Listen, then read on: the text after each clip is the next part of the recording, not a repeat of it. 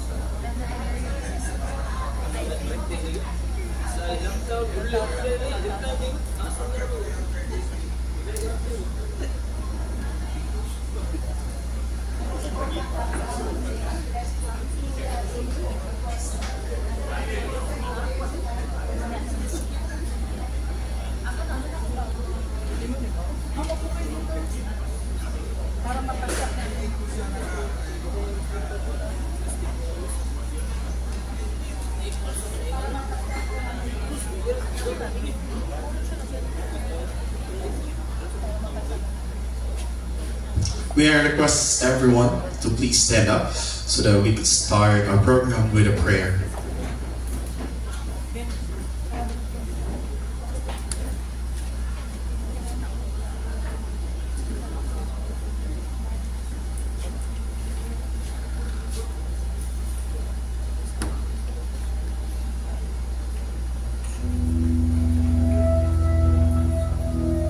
Our divine providence, we humble ourselves before you as we praise your holy name and feel your presence in our midst. We implore your divine guidance and blessing as we consciously gather on this occasion in pursuit and furtherance of the cherished goals and objectives of our beloved fraternity.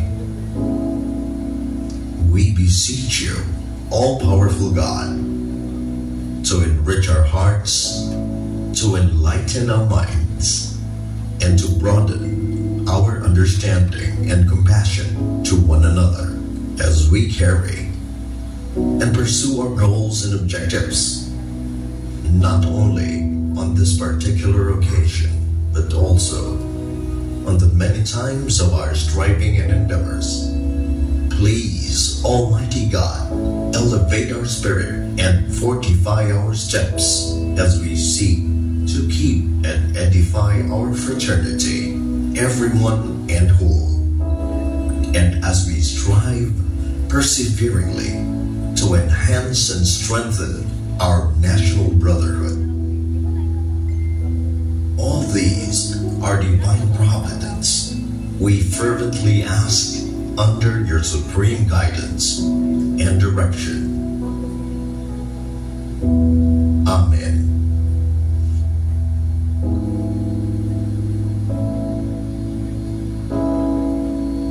Please remain standing for our national anthem. Mga kababayan, ang pambansang awit ng Pilipinas. Hayang mag-ibig, sa sinakanan, alam ng puso, sa higit mo'y buhay. Lupang hinirang, tiyak ka ng mag-ibig, sa manlulubig, di ka masisigil, sa nanagang tutong sa simulat, sa langit mo pagaw, nahilan ang tulang, awit sa paglayan minamaman, ang isang lang natawag mo'y natumpay na nagkikinig, ang pinuwin at karapyan, kailan pa mahirap iibigin, lumalang araw kang maraming magsinta, buhay langit sa piling mo, ang ligaya ng kartay ng akin, ang mamatay ng dahil sa'yo.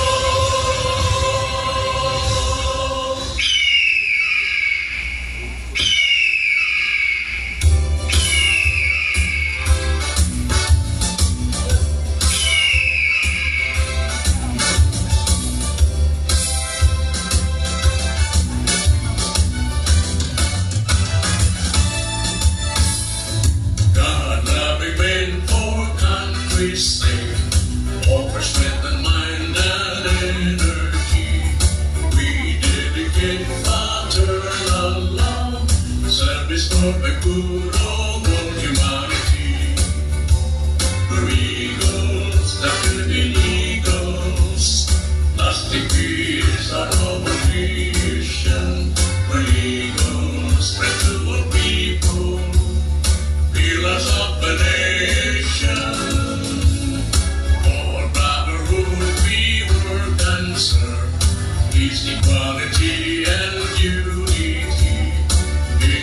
with zeal of human care, we will share our lives to all humanity.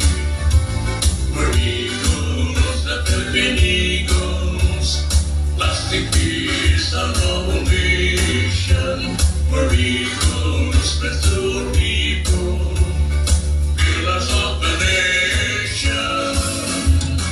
For brotherhood we work and serve, peace, equality, and unity. Be blessed with zeal of human care. We will share our lives to keep our liberty.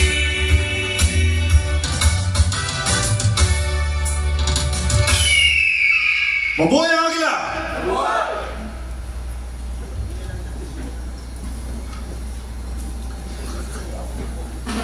Ladies and gentlemen, settle yourselves as we invite you today for a majestical opportunity of our organization to be part of our government's advocacy.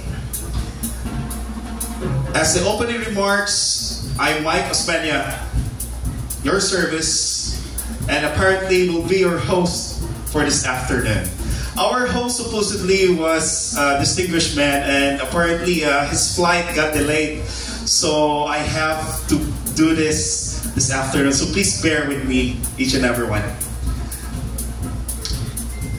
It's been almost 10 months that our national president, Kuya Ronald de los Santos, opened up this topic for the Children's First 1,000 Days program here in Cebu, exactly January 19, 2023. And it is very majestic occasion that we are experiencing this afternoon, because we are not just launching this.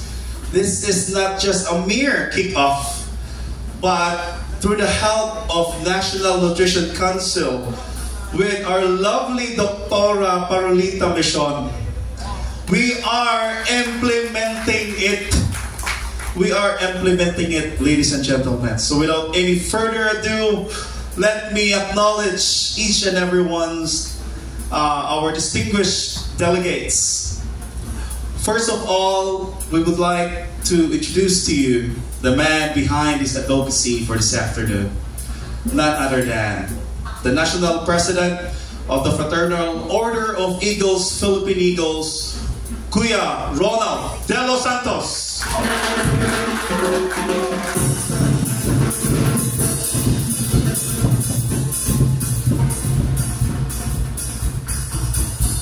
And if there's a good city, there's also a good business association. As you all know, this next delegate that we have was one of the prestigious gentlemen that we have here in the Philippines. He is the president of Cebu Chamber of Commerce and Industry. None other than Mr. J. Yap Yovalios.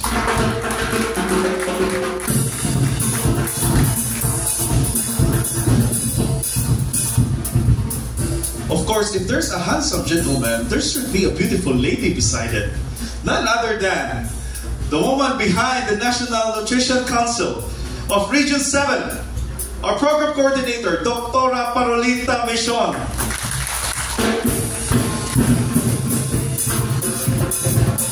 And of course, to represent our dear regional director, we have here Dr. Jonathan Neil Erasmo.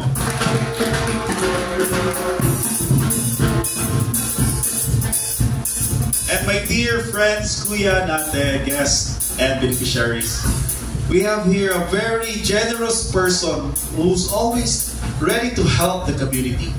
We have Mr. Mike Basubas of Fast Wall Philippines Incorporated.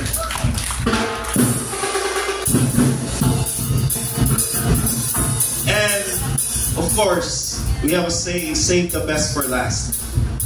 The man behind the Fraternal Order of Eagles, Philippine Eagles in the Visayas, he's the one, he's responsible for making the Visayas community of the Eagles united as one. We have Dr. Arnold D. Asis, the Vice President of the Fraternal Order of Eagles in the Visayas. So ladies and gentlemen, you have your delegates here, and apparently our Mayor Raymond Garcia is still on the way. I hope he's not caught in traffic right now, but we have representatives of the municipality of Carmen, our ground workforce. Please stand up, ma'am.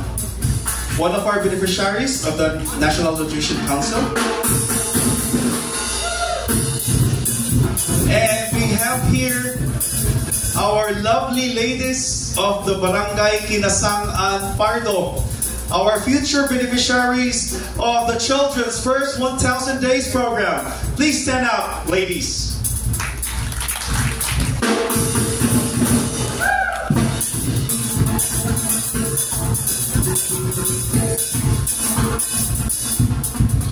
So without any further ado, let's proceed to our program. To give the welcome message for today's agenda, we would like to welcome you, the National President of the Fraternal Order of Eagles, Philippine Eagles, Kuya Ronald De Los Santos. Let's give a big round of applause. The man behind Children's First 1,000 Days program.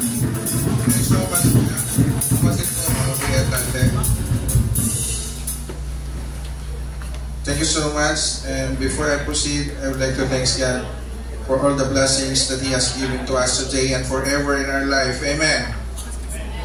First, batiin ko muna yung mga delegates natin here for the presidential table. Our guest of honor speaker, our one of the sponsor, ba? We have sponsor.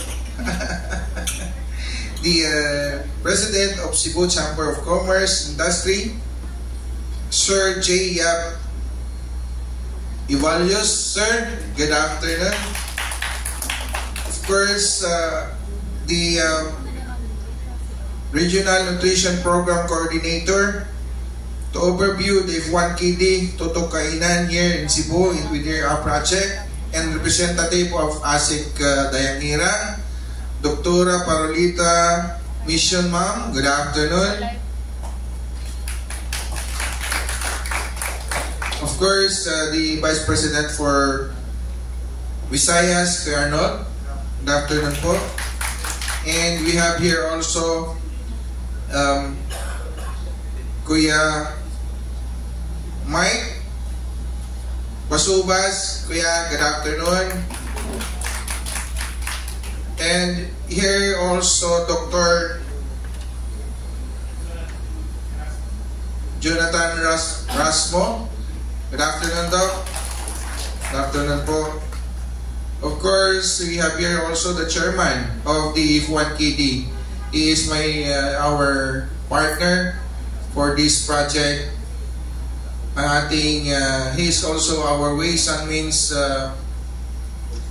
chairman, and the first Miss Eagle chairman, Kuya Levy. Kuya, patayin nyo. Good afternoon. And of course, andyan din ang ating field director, Kuya Philip. Our Kuya Governor Eric Castellano. Kuya, good afternoon. Ang aking Kuya Gov Bronson. Kuya, good afternoon. Kuya Sentor, gandang hapon po. Ang mga kuya ko na nandyan, di ko mamimemorize yung mga pangalan nila. I love you all.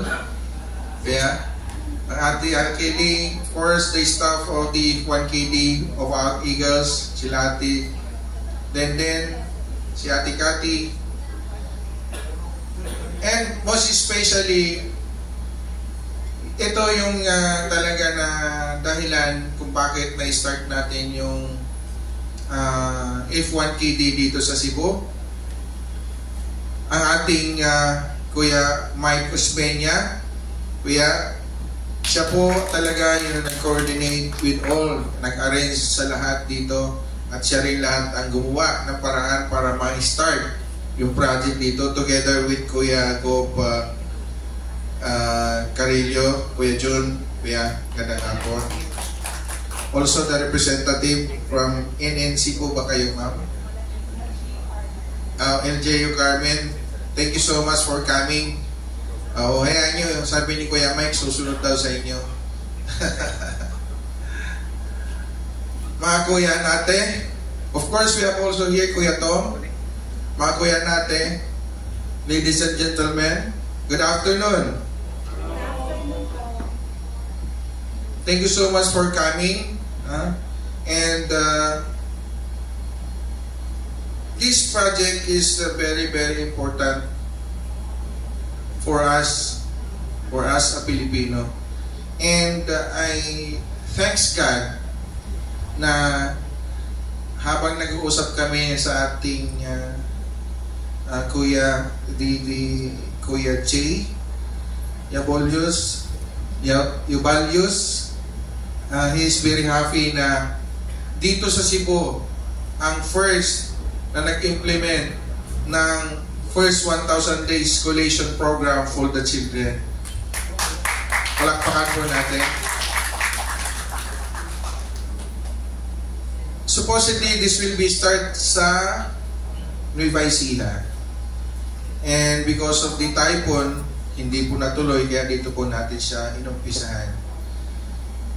And of course, ang project na to ay napakahalaga sa atin dahil what is our purpose for this? The purpose for this is one of this day, sabi nga ng ating partner dito, actually itong first 1,000 days collation program for the children, this was in collaboration with the RA 1148 Dantay Stunting. So, nakilala ko po ito through our former Senator Lina. When I'm still the Vice President of the Eagle, nag-usap kami na supposedly our project, na sabi ko, the flagship project of the Eagles is adoptions of barangays. Pero sabi ko parang masyadong malaki. So, ito siguro the first 1,000 days collation program kasi this is a very important dahil one of this day wala nang tinatawag nilang Pilipinong BFF below 5 feet. Kuya Francis exempted doon, ha? So yun ang pangarap natin. Gusto natin one of this day ang mga Pilipino dapat malusog, matalino at matangkad. Ito po yung ating pangarap. And of course, what are the reason behind a poverty line in our country? Di po ba? Number 1 is the malnourished. Number 2 is education. So pag naalagaan natin yung mga batang yan na sa sinapupunan ng ating mga nanay, sigurado ko, hindi na nila, ito na yung magiging mga pag-asa ng bayan natin. That's why, again, thank you so much. Also, thank you for our Miss Eagles who are present today. Palakpakan po natin sila. At sila yung dahilan kung bakit din yung If1 Kiddie is part of their project. Tatulungan nila yung If1 Kiddie to raise fund for this project. Kaya thank you so much and welcome. Mamaya si Doktora na lang po ang magpapaliwanag lahat-lahat ng kung paano sisimulan, paano matatapos at ano talaga ang purpose ng proyektong ito. Welcome and I hope na we enjoy this momentous event. We pray na ito ay continuous and magiging successful in the name of the Lord. Jesus Christ. Amen. Maraming salamat. Again, welcome mga kuya at ate.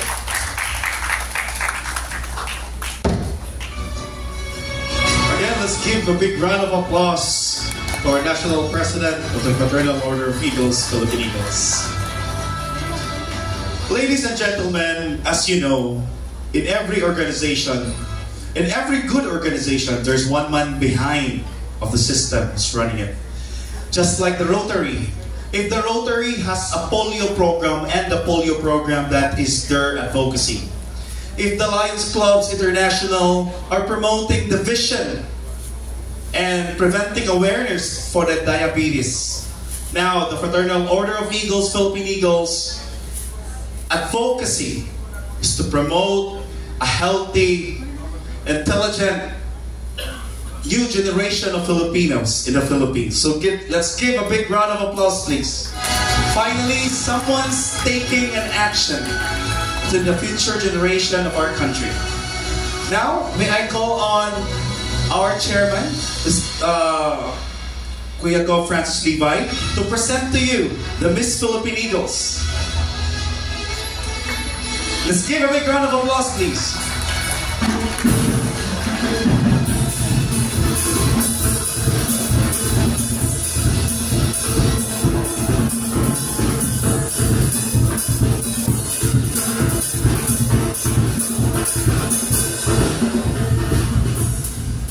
Mga kuya, ate, friends of Eagles, I am very honored to present to you our first, ang Fraternal Order of Eagles will be presenting ang ating Miss Philippine Eagles 2025 candidates.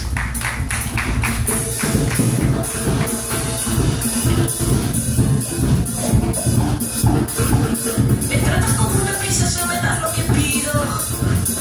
Tienes el batir la fuerza que yo necesito.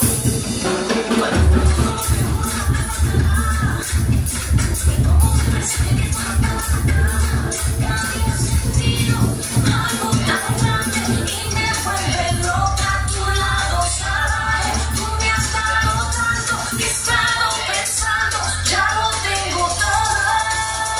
Pero, ¿y el anillo pa' cuándo? ¿El anillo pa' cuándo? ¿El anillo pa' cuándo? ¿El anillo pa' cuándo?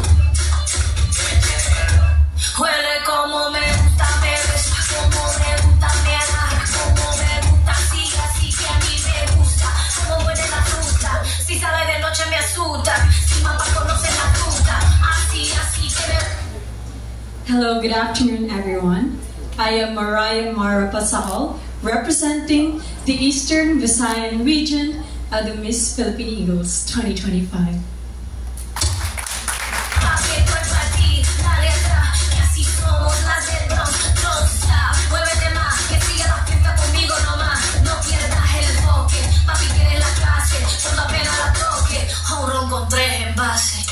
Nunca había sentido algo tan grande y me vuelve loca a tu lado, ¿sabes? Tú me has dado tanto que he estado pensando, ya lo tengo todo. Pero, ¿y el anillo pa' cuándo? ¿El anillo pa' cuándo? ¿El anillo pa' cuándo? ¿El anillo pa' cuándo?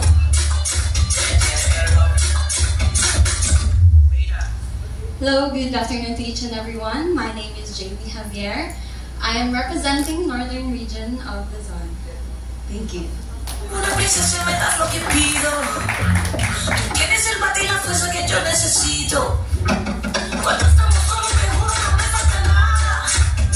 Me pongo un traje que solo estaba en la cama. Nunca había sentido algo tan grande y me vuelve loca a tu lado, ¿sabes? Tú me has dado tanto que he estado pensando, ya lo tengo todo. Pero, ¿y el anillo pa' cuándo? ¿El anillo pa'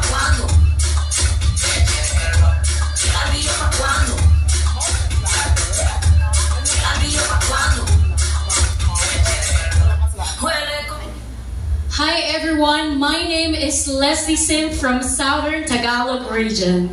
Magandang hapon po. Cuando estamos solos te juro no me falta nada.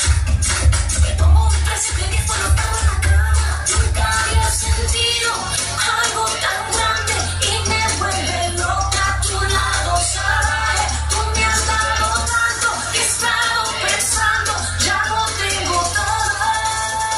Pero, ¿y el anillo pa' cuándo? ¿Y el anillo pa' cuándo?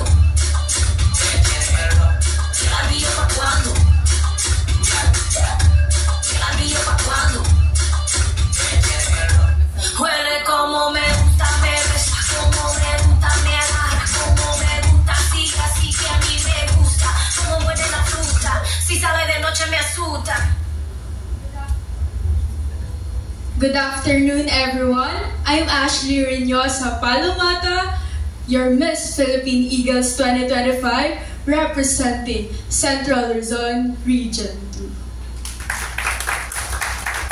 Tú me has dado tanto que he estado pensando, ya no tengo todo. Pero, ¿y el anillo pa' cuándo? ¿Y el anillo pa' cuándo? ¿Y el anillo pa' cuándo? ¿Y el anillo pa' cuándo? ¿Y el anillo pa' cuándo?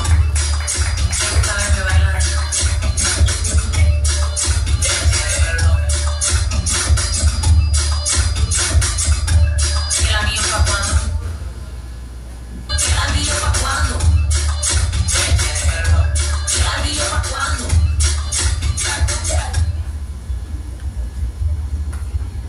Hi, good afternoon everyone. Ang hina ng energy ng Cebu. Good afternoon po mga ate at kuya. Yan, especially po sa ating mga guest of honors, and especially sa ating mga beneficiary, okay? So, good afternoon everyone. I am Ate Leslie Sim, and it is a profound honor to stand before you today as one of the official candidates for Miss Philippine Eagles 2025, representing the Southern Tagalog region of the Fraternal Order of the Philippines, Philippine Eagles Incorporated. And we are gathered here in Cebu to launch an initiative that is not just close to my heart, but vital for the future of our children, the first 1,000 days of a child, or F1KD. So the first 1,000 days from conception to a child's second birthday are the most critical in a person's life. So this period shapes not only their physical health, but also their cognitive and emotional development. By focusing on this early stage, we can create a healthier, more prosperous future for our children and in turn our communities. Our advocacy, nurturing the womanhood, emphasizes the essential role of women in this journey. As nurturers, caregivers, and educators, women hold the power to influence the lives of the next generation. By providing mothers with resources, education, and support they need, we can ensure that every child receives the best possible start in life. Today, we commit to raising awareness about the importance of nutrition, healthcare, and education during these formative days. Together, let us empower women to be the champion for their children's futures and advocate for the policies that we protect and promote for the well-being of our youngest citizens. As we launch F1KD here in Cebu, let's unite our efforts and inspire others to join us in this critical mission. Together, we can make a lasting impact and create a brighter future for every child. Thank you, and let us nurture the womanhood and the promise of our children's lives together. Thank you, po. ¿Y el anillo pa' cuándo?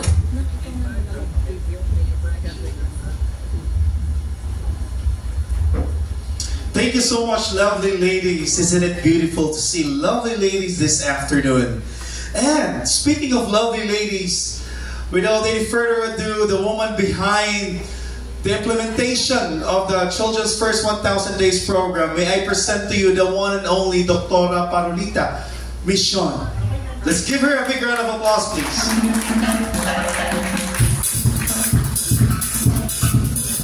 Thank you, Kuya Mike. Thank you. You may now take your seats. Good afternoon. Good afternoon, Baba. Good afternoon, everyone. I'm very pleased to be here in front of you. My heart is full, no? Because I've seen an ocean of businessmen who will be our partner for the implementation, the first 1,000 days here in Cebu, especially with the Chamber of Commerce and Industry, and of course other members of the Philippine Eagles, no? The Fraternal Order of Eagles, Philippine Eagles. Okay, no? So anyway, I won't mention a lot the people in the presidential table because they've been aptly introduced earlier to manage our time also, no? I'm tasked to share with you what is the first 1,000 days program, the Tutukainan, as well as the Tutukainan Dietary Supplementation Program, which will be our flagship program.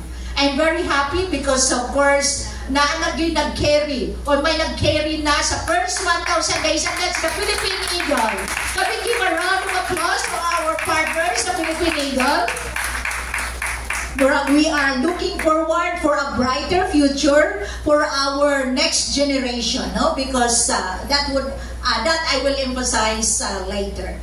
So my task this afternoon is to share with you the first 1,000 days program, no? And this launching of the first 1,000 days, as well as we took this as an opportunity also to conduct the regional launching of the Tutukainan Dietary Supplementation Program 2024 implementation. Next slide. Okay, so I'll have three major topics to share with you this afternoon. Of course, a brief on what is the first 1,000 days, the Tutukainan Dietary Supplementation Program, which we will be working together and starting to implement. I'm very pleased with that. And of course, let me introduce to you the scaling up nutrition and the role of the business sector. Okay, so in the first slide, the first 1,000 days, first 1,000 days program. This is, but before that, let me introduce my agency for others. But of course, our president is very much aware of this organization or institution as they already have us. The Fraternal Eagle has signed the memorandum of agreement already. But for the sake of our other partners and potential partners, and of course our beneficiaries, let me introduce my agency. This is the National Nutrition Council, the highest policy-making and coordinating body for nutrition in the country. This is composed of 10 government agencies and 3 private sector representatives appointed by the President of the Republic for a 2-year term. And that's our mandate, PD 491. Our mandates is we have 4 major mandates. Number 1 is formulation of policies, food and nutrition policies and strategies that would address the problem of malnutrition in the country. Second, we coordinate the national food and nutrition program. So tamang-tama yun because all the programs implemented by any other agencies that's our mandate to coordinate all of them. And of course, this Tutukainan with the Fraternal Eagles and other programs such as the Helen Keller or those involved in vitamin A programs, so kana sila included. Of course, coordinate the funds for nutrition and call on any government instrumentality for assistance. Those are the 4 major mandates when we were organized in 1974, 50 years ago. Because that's the start of the program, no? So as the years pass by, the next slide, we have additional mandates. One is formulation and coordination of the National Salt Ionization Program or the ASIN law. And another is, of course, because there are many sectors or government agencies implementing the feeding program, it is also our task to ensure that the information system is being managed. So we create the National Nutrition Information System, including the program implemented by DepEd for the school-age children, implemented by the daycare, for the daycare children by DSWD, and of course for our pregnant women, which is principally right now implemented by the National Nutrition Council with the local government agencies. And right now, in addition to that, is the Philippine Eagle. Again, a round of applause. This is the very first major organization bannering the first 1,000 days program. Thank you very much. No? And lastly, coordinate the implementation of RA 11148 or the Kalusugan at Nutrisyon ng Magnanay Act, as mentioned by our National President earlier. So that's the latest mandate given to us by the former President si Kanang Duterte, no? So before he leave the office. So our major programs and project, of course, the banner program that the national government is implementing, the Tutok Kainan Dietary Supplementation Program. Of course, our annual monitoring and evaluation of the program implementation done by the different local government unit. This is an institutionalized activity to ensure that the program is running at the different local government unit level. We also is responsible, the National Nutrition Council is responsible for the Operation Timbang Plus.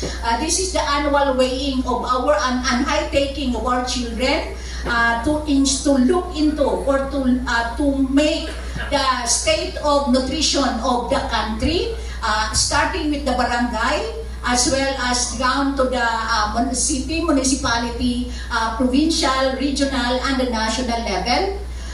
We also coordinate the implementation of the Nutrition Month. I know you're all familiar because during our younger years, diba mga Nutrition Month nagyod kada July, so that's the time where parang na-hype, institutionalized the Nutrition Month celebration.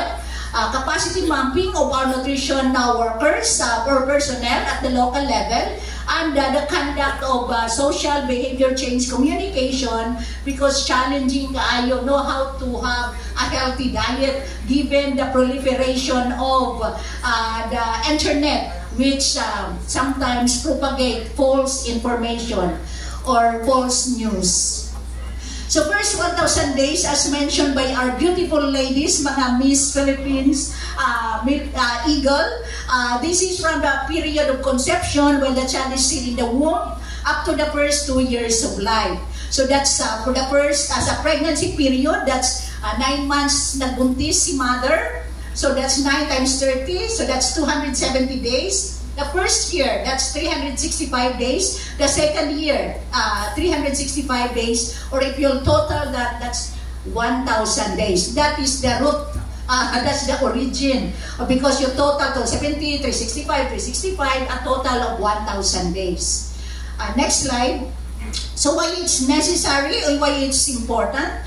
Because of course, this is considered the golden window of opportunity for the child to achieve his full potential in the different aspect of development. No, otherwise, we won't intervene in the first 1,000 days of a child's life. It's too late the hero. Hindi na natin mahabol yung stunting that mentioned by our national president earlier. Because stunting, guys, if you all know, it has a negative impact of brain development.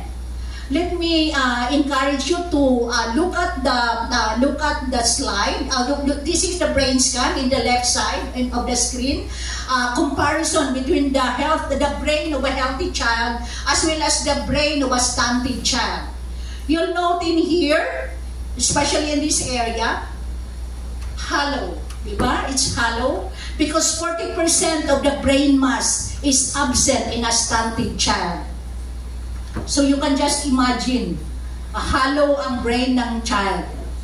And the affected area is the temporal lobe, which is responsible for perception, memory, and language. So of course, sa bata pa, dihado na ang bata at the early start. Because how can he or she comprehend what I am talking? Or the teacher's instructions or discussion in class? Because she cannot manage because the brain is hollow. Wala may mag-process sa information. So ingon ana siya ka ang negative impact. And note also that of course stunting rate is unacceptable for a middle-income country like the Philippines. Why? Because if you'll know, the comparative heights among ASEAN countries, we are second in terms of stunting, second only to Indonesia. And you'll note in here, we are in the top 10. We are second in terms of shortest in the ASEAN region. We are 9th in terms of our global stunting burden.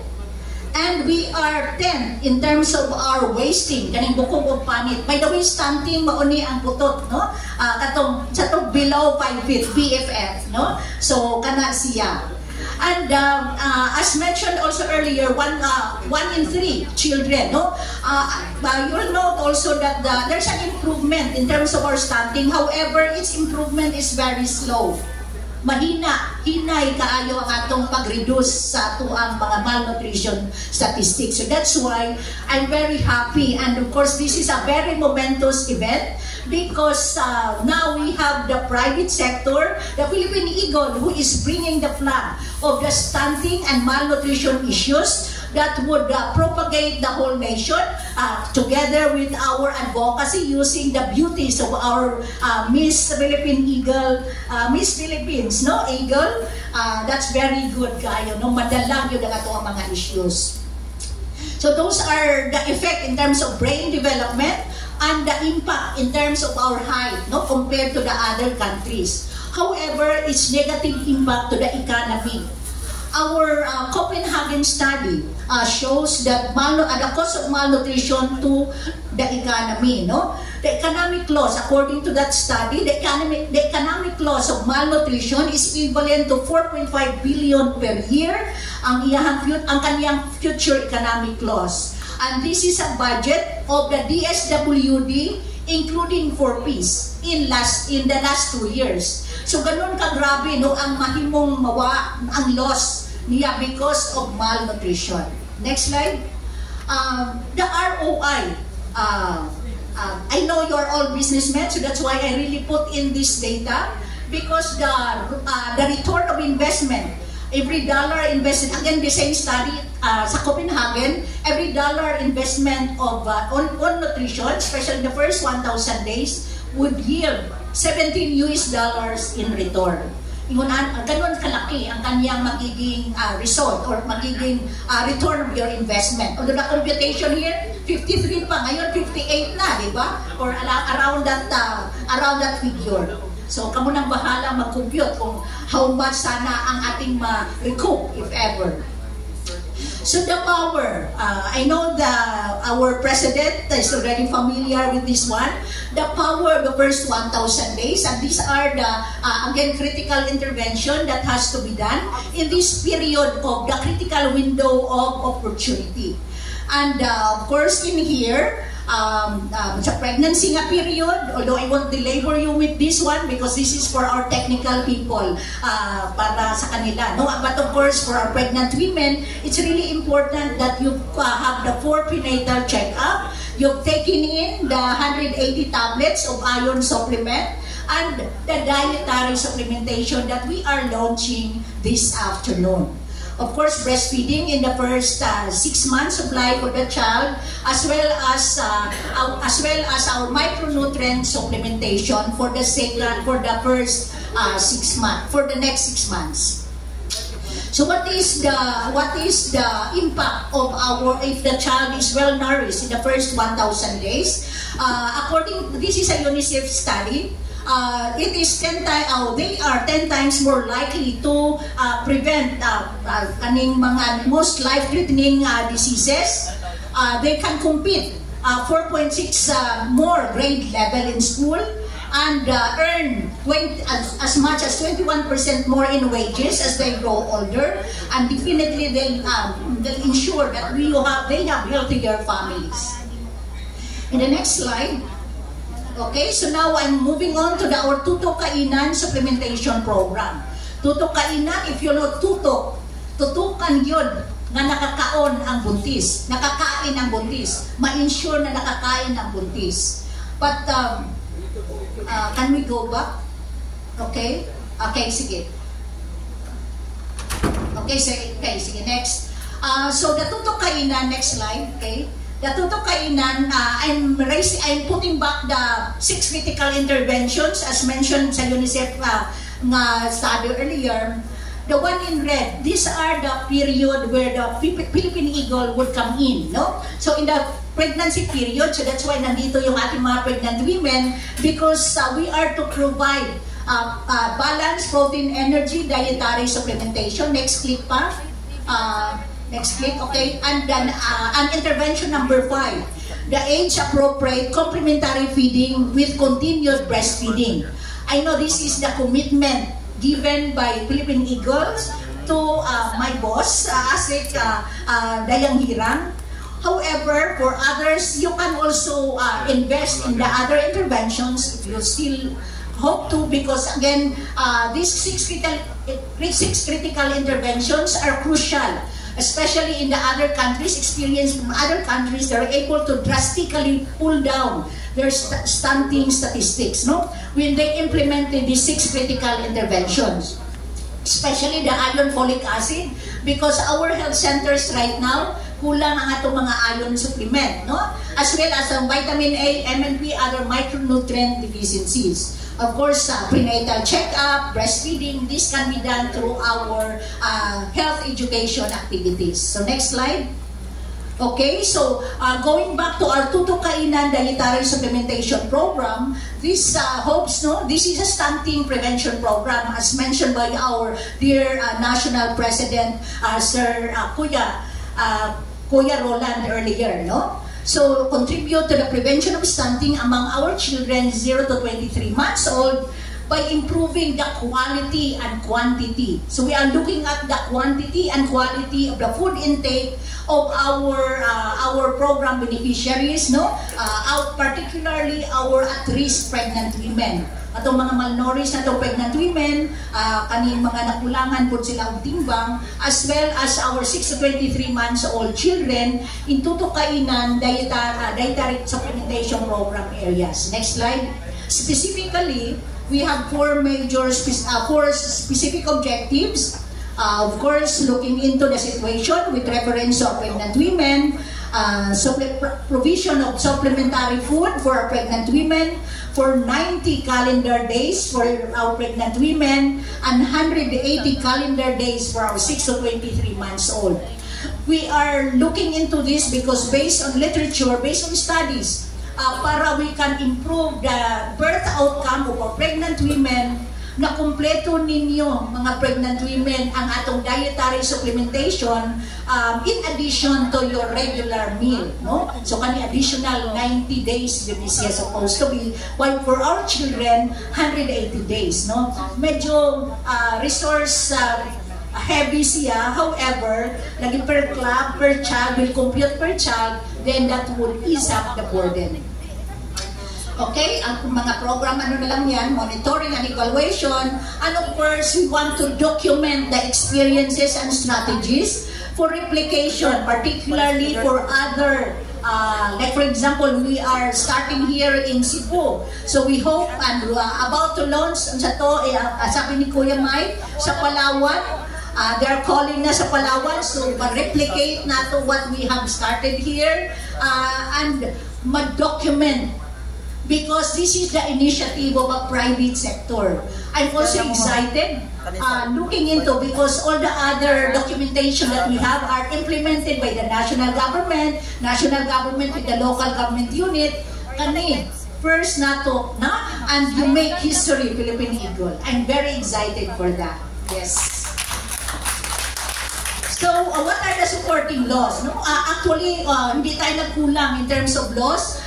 ito ang mga laws governing the Tutok Kainan Dietary Supplementation Program. I won't belabor you with that kay pasadaghan yun yung mga legal basis, no? Of course, feeding 922, 929, of course, kalusugan at nutrition, mawag na itong banner, kalusugan at nutrition na magnanay at bayanihan, hilaswan. Because if you'll recall, this Tutok Kainan Dietary Supplementation Program started in during the COVID-19 pandemic, no? Para ma-reach out na to because we are apprehensive that there would the stunting would deteriorate during this period. So kana siya many other laws and Memo Circular. So who are the beneficiaries of our Tutok Kainan and the first 1,000 days program? Of course, malagay first 1,000 days of buntis na mga nanay at saka our children 6 to 23 months. So nagtotal na siya of first 1,000 days of the child's life, no? So our priority are our NAR, nutritionally at risk pregnant women. Kani sila ang may history of low birth weight ang ilang previous delivery, or anemic sila or kulang sila og timbang in the very first place, no? But and of course, children, our priority are those stunted and wasted children para to some extent mahabol pa nato ang brain cognitive development of the child that katong akong i-show earlier sa brain scan nga hollow, no? 40% of the brain mass absent. Next slide. So now are the roles and responsibilities. So of course, sa Philippine Eagle, naistoryahan na because this is part of the MOA. But for the actual implementation, para ready lang sa it's our part, and this is part of it, to give you an orientation, and of course, we will be there to provide the technical support. Rest assured, we are just a text away. No problem kung weekend. You can reach us, no? Even if it's a weekend. Facilitate the implementation of the guidelines because we have a guidelines on this one based on the researches na, no? So how many nutrient calories na dapat kauno ni buntis, which later we will have a food tasting kaning because the Food and Nutrition Research Institute developed food products nga nag-comply sa atong requirement, which ato itong tilawan later, mga buntis, para makita ninyo or ma-accustom na ninyo. No, ingon ana. Provision of food commodities and supplies, monitoring and evaluation. Next slide. The municipal, of course, we have representative here from our Carmen, who is part of our program. Thank you very much. We know short notice tayo. But malayo pa yun ang Carmen, but you come over to join us. Thank you very much. Touch good kaayo po, no? Okay, so kanila memorize sa nila kay gi-orient na nato sila. However, for the information of others, sila ang receive sa ato ang mga commodities, mag-inventory because supply na ba may financial, di ba? Kung mga businesses gutanan, ato gyud i-monitor, no? So, ang delivered commodities, ma-ensure effective implementation, ma-orient o mag-social prep ang atong mga barangays, which is sa parihamig language. Of course, provide counterpart funding. Kaya dili man laging tanan, commodities man ang i-supply, but we are grateful because of the presence of our partner now, ato ang Philippine Eagle, who will provide the counterpart funding and reportorial actions. The role also of our barangay local government unit, no, naaginitan sa tansa ka barangay based on the guidelines. Of course, they are the one who manage the day-to-day operation of the program, mag-identify sa feeding site, no, sa magkaon, because Tutok Kainan. So we watch how the pregnant woman eat the food, na kumpleto niya. Because, guys, mga kami mga babae, kuan ka ng usahay kung imong anak, walay gikaon, mo pa-sacrifice man ta. Mo-sacrifice ang nanay, kay hatag sa anak. And this is, we don't want that to happen because ikaw man ang atong ma-ensure na kaunin mo ang imuhang allocation. So manang tutukan ka nga nagkaon. We watch na nagkaon. So natay feeding center na set up ideally. Of course, pagdala ng barangay nutrition committee, magdala kung sa inyo para pundo, no, things like that. Ensure that the beneficiaries participate in the program. For example, kung maglisod o pliti, pagkanto sa feeding center, then kuhaon sa barangay nga transport para you can participate in the program, perform other complementary activities, kay alangan ka na rang pa ni mong gikaon, adtuon, di ba? So, nakoy laing mga programs nga ihatag to you sa atong mga pregnant women, and we are hopeful nga naapoy counterpart ihatong ang Philippine Eagle para bugas ba, so we mentioned, as we discussed yesterday, basin bugas ba, nga makaon po ng other members of the family, no? Kay otherwise, alkansi sa pag-adto, kay otherwise, ang laban na lang tanong, no? Ay kung anak ng mga concept. However, the greater impact that we want to appreciate is the impact that will happen to the child para yung birth outcome will be improved, no? Healthier, taller, and brighter child that you will deliver. Okay, so yan naman yung component nga Nutri-Text to ma-ensure sad nga na-receive sa atong mga mothers ang atong mga Nutri-Text and provide real-time documentation or photos para sa atong reporting mechanism. Okay, and these are for the beneficiaries, no? Attend orientation, submit for collection of baseline. To monitor the program, we need to get your baseline data, midline data, and endline data. Sign a waiver, and of course, mga schedules mo follow. Next slide. Avail of the other services that will be provided. Ang mga knowledge na inyong nakatunan, we hope inyong i-apply sa inyong pagbuntis, as well as sa inyong mga other children. Of course, may mga problema, you can tell your barangay nutrition scholar, barangay health worker, atong midwife, atong focal persons, atong mga personnel sa lungsod, no, sa health center, para maapas ba kay we don't want na i-break sa inyong pag-take in because it has impact man sa inyong kuan. Then cooperate with the program. Now, role and responsibility of the Philippine Eagle. So kanina, I think this, I faced the beneficiary earlier, but now I'll be facing our businessmen and members of the Philippine Eagle. Your principal role of the program, I only identified 4 major responsibilities. One is procurement of the food commodities for the dietary supplementation program to comply with the requirement based on the guidelines.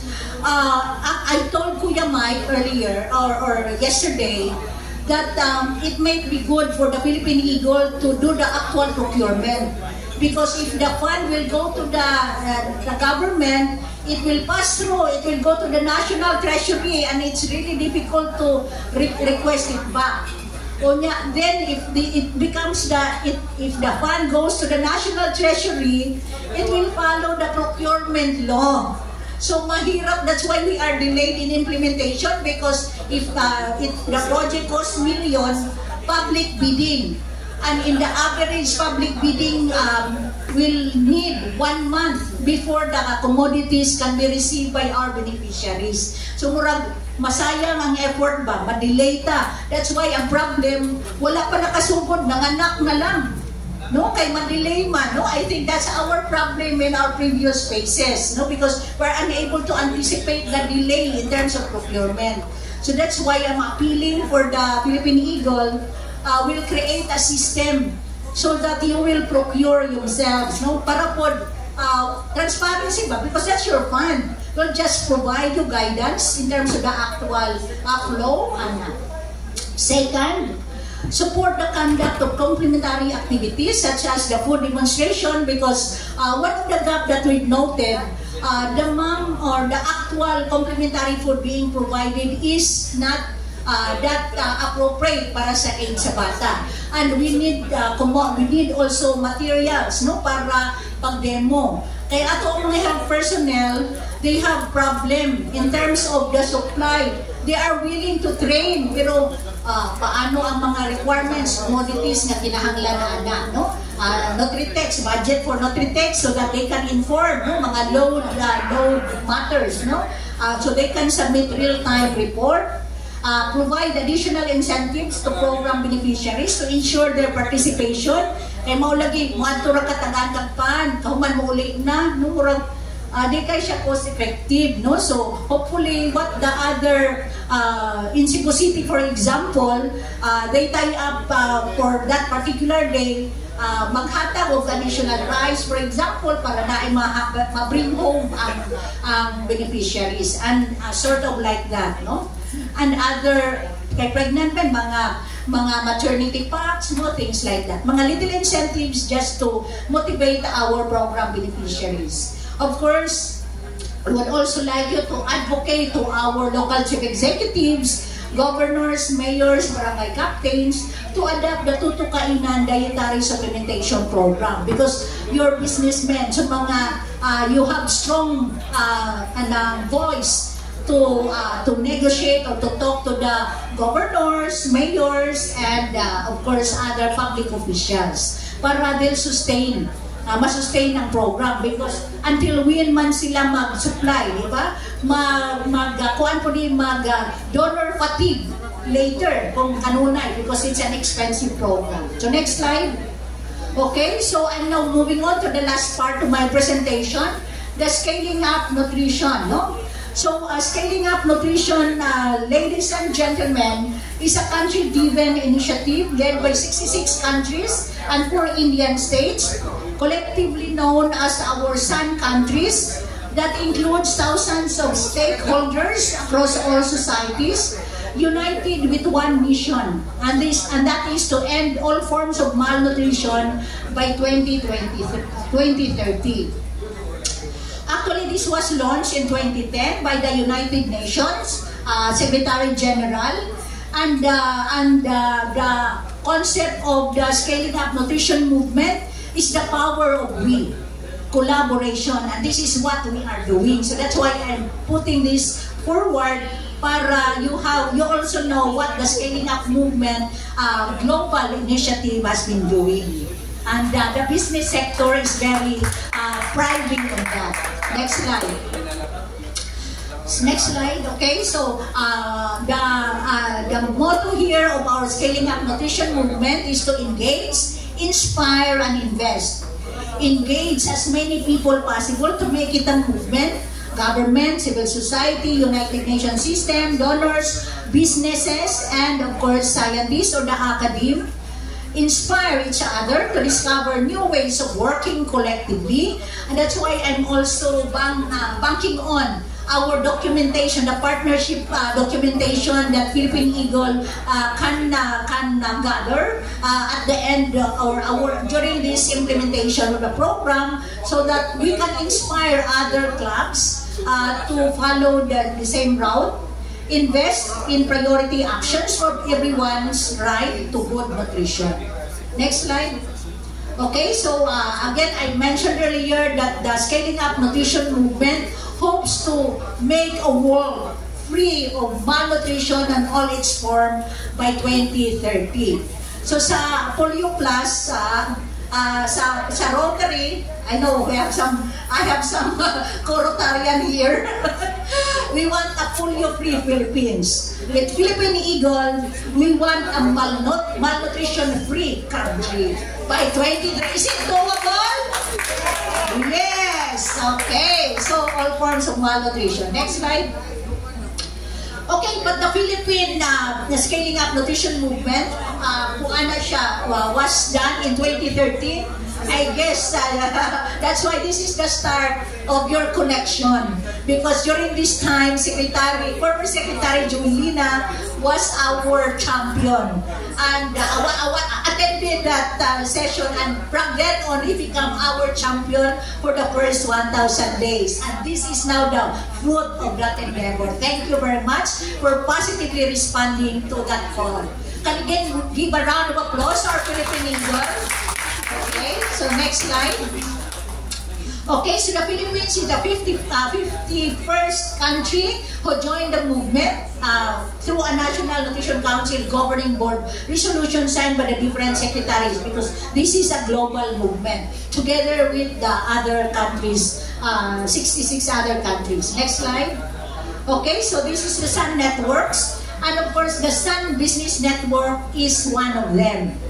And I presume the first 1,000 Days Coalition is part of the Philippine Sun Business Network, or SBN, as of the moment. No? So this is it. We have the Civil Society Alliance, which is composed of about 4,000 civil society groups. Sun Business is about 1,400 businesses all throughout the globe. But in the Philippines, we are still less than 30, I think, so far. And UN and others, the youth and the academy. Next slide. So this is the purpose of the business network. So we hope to create a global network of business and private sector organization which harness the expertise and reach of market impact of the private sector to improve nutrition by organizing businesses, mostly our small and medium enterprise, especially those in the food industry, around nutrition in the country at the national at the subnational level, aligning business investment to support the Sun Country Plan, no, or the Philippine Plan of Action for Nutrition. So kanisiya to convene the business network. So I hope you'll also signify your commitment. My angels are also roaming around for you to put in your commitment if ever you want to participate in this global network, so that all together we can push forward, because we are united naman in this front already. No? So that's it. And advocacy, assessment from time to time, special technical assistance, business development systems, and the like. No? Finance need and the like. So I'm now in the concluding part of my presentation. Guys, I'm reiterating that the cost of inaction, if we want to act now, this is the impact. 48 billion in productivity could be lost just to stunting in 2030. This is according to study by the Nutrition International.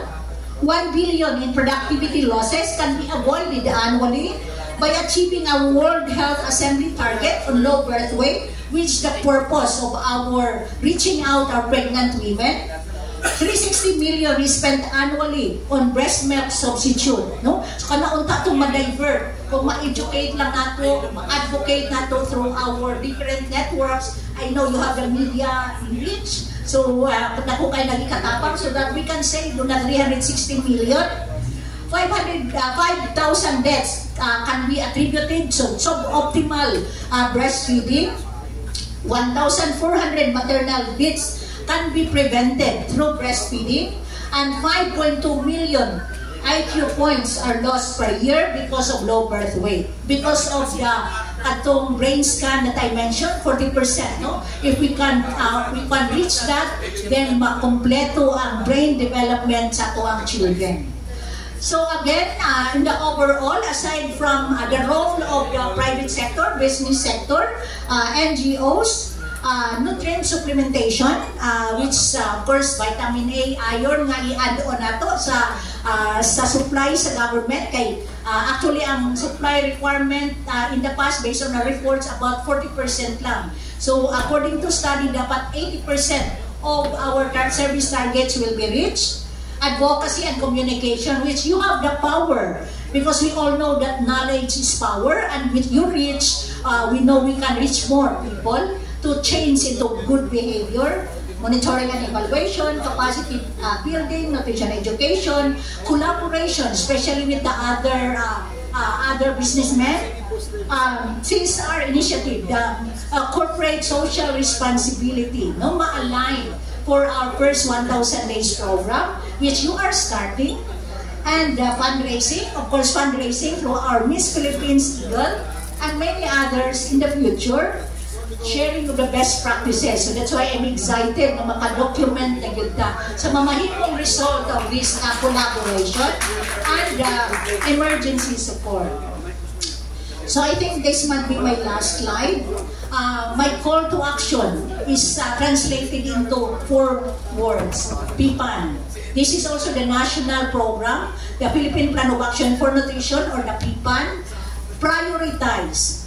Let's prioritize the implementation of nutrition, food security, and related interventions within our region, because lagi we want to prevent the stunting and the 40% brain mass and we want a brighter, healthier, and taller children in the future. Second, partner.